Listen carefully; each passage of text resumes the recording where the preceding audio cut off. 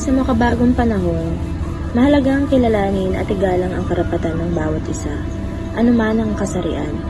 Ang gender equality o pagkakapantay-pantay ng kasarian ay nangangahulug ang pantay na oportunidad, karapatan at pagtrato para sa lahat, lalaki man, babae o kasapi ng LGBTQ community. Hindi dapat maging hadlang ang kasarian sa edukasyon, trabaho at pakikilahok sa lipunan. Sa pamamagitan ng pagtutulungan, kaalaman at paggalang, maaari nating buuin ang isang lipunang patas at makatarungan para sa lahat.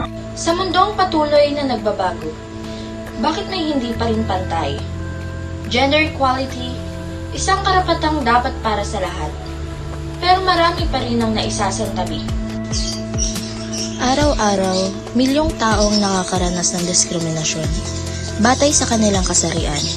Babae, lalaki, LGBTQ, lahat apektado.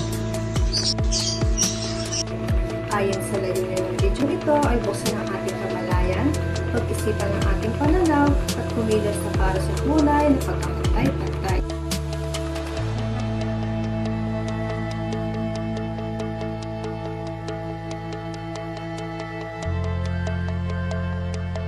Bakit itinuturo sa bata na ang lalaki ay malakas? Ang babae ay mahina. Ang ganitong kaisipan ay nagiging hadlang sa kanilang kinabukasan.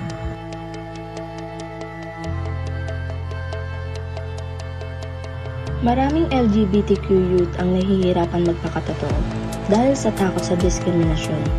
Ang epekto, mataas ang bilang ng depresyon, anxiety at self-harm.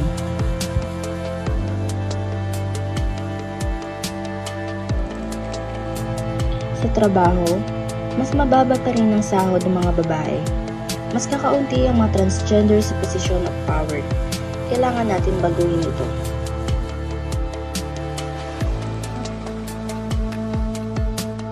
Sa ibang bansa, binabawal pa rin ang edukasyon para sa babae.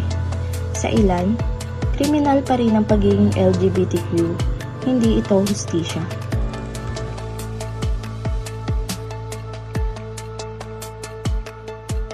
Naniniwala ako ang respeto ay nakabase sa kasarian. Ang halaga ng isang tao ay nasa kanyang kakayahan at kabutihan. Ikaw, ano ang pinapahalagahan mo? Nakikinig ka ba o nakikialam ka lang kapag apektado ka na?